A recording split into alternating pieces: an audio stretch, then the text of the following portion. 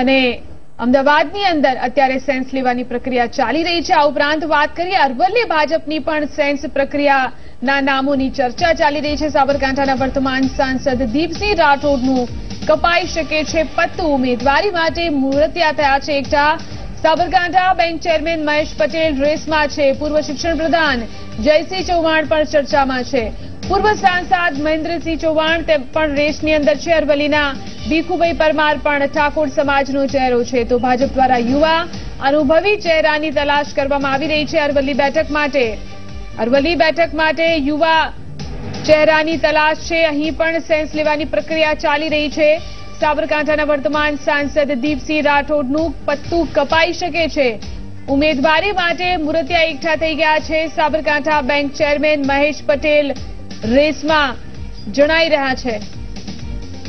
આ વિશે વધુ જાણકારી મેળવી અમારા સંવાદદાતા સમીર બલોચ આપણી સાથે ફોન લાઈનથી જોડાયા છે। જી સમીર, અરવલ્લી ભાજપમાં પણ સેન્સની પ્રક્રિયા શરૂ થઈ ચૂકી છે। કોના કોના નામો ચર્ચાઈ રહ્યા છે? કોનું પત્તું કપાઈ શકે છે? તો સાબરકાંઠા બેઠક માટે સેન્સની પ્રક્રિયા શરૂ થઈ ચૂકી છે। મહેશ પટેલ, પૂર્વ શિક્ષણ મંત્રી જયસિંહ ચૌહાણ અહીં રેસમાં આગળ ચાલી રહ્યા છે। પૂર્વ સાંસદ મહેન્દ્રસિંહ ચૌહાણ, ભીખુભાઈ પરમારનું નામ પણ સામે આવી રહ્યું છે। ફરી એકવાર અમારા સંવાદદાતા સમીરનો સંપર્ક સાધવાનો પ્રયાસ કરીશું। જી સમીર, ખાસ કરી અરવલ્લીની અંદર સેન્સ લેવાની પ્રક્રિયા શરૂ કરી લેવામાં આવી છે। કોનું પલડું ભારી લાગી રહ્યું છે? કોનું પત્તું કપાઈ શકે છે? કોણ છે દાવેદારો? ચોક્કસ જિલ્લાને જણાવી દઉં કે આજે અરવલ્લી જિલ્લાના મોડાસા ખાતે ભાજપ દ્વારા સેન્સ પ્રક્રિયા લેવાની શરૂઆત કરવામાં આવી હતી। જ્યાં સેન્સ પ્રક્રિયામાં ભાજપના જે વર્તમાન સાંસદ છે દીપસિંહ રાઠોડ તેમનું પત્તું કપાઈ જવાની શક્યતા સેવાઈ રહી છે। બીજી બાજુ જો આ સેન્સ પ્રક્રિયામાં ઉમેદવારો એકઠા થયા છે, આમાં સાબરકાંઠા બેંકના ચેરમેન મહેશ પટેલ, પૂર્વ શિક્ષણ પ્રધાન જયસિંહ ચૌહાણ, પૂર્વ સાંસદ મહેન્દ્રસિંહ ચૌહાણ પણ રેસમાં છે।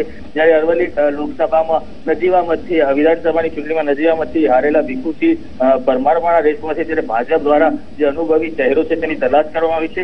જ્યારે લોકમુખે જે ચર્ચા થઈ રહી છે, હાલ ગઈકાલે મહેન્દ્રસિંહ વાઘેલાએ ભાજપમાં ટૂંક સમયમાં જોડાય છે તેવી શક્યતા સેવાઈ રહી છે। ત્યારે મહેન્દ્રસિંહ વાઘેલાને પણ સાબરકાંઠા લોકસભા સીટ પરથી લડાઈ તેવી શક્યતાઓ સેવાઈ રહી છે।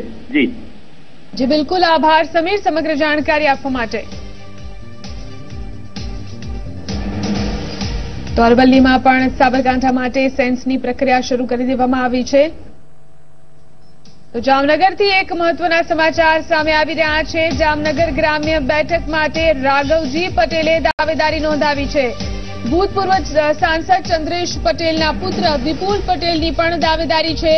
ડોક્ટર વિનુ ભંડારી અને દિલીપસિંહ ચુડાસમાએ પણ દાવેદારી નોંધાવી છે। જામનગર ગ્રામ્ય બેઠક માટે આ 4 લોકોએ દાવેદારી નોંધાવી છે। હજુ પણ જામનગર ગ્રામ્ય માટે ભાજપના દાવેદારોની સંખ્યામાં વધારો થઈ શકે છે। ભાજપે સેન્સની પ્રક્રિયા અહીં પણ શરૂ કરી છે। જામનગર ગ્રામ્ય બેઠક માટે રાઘવજી પટેલે દાવેદારી નોંધાવી છે। આ ઉપરાંત ભૂતપૂર્વ સાંસદ ચંદ્રેશ પટેલના પુત્ર વિપુલ પટેલે પણ દાવેદારી નોંધાવી છે।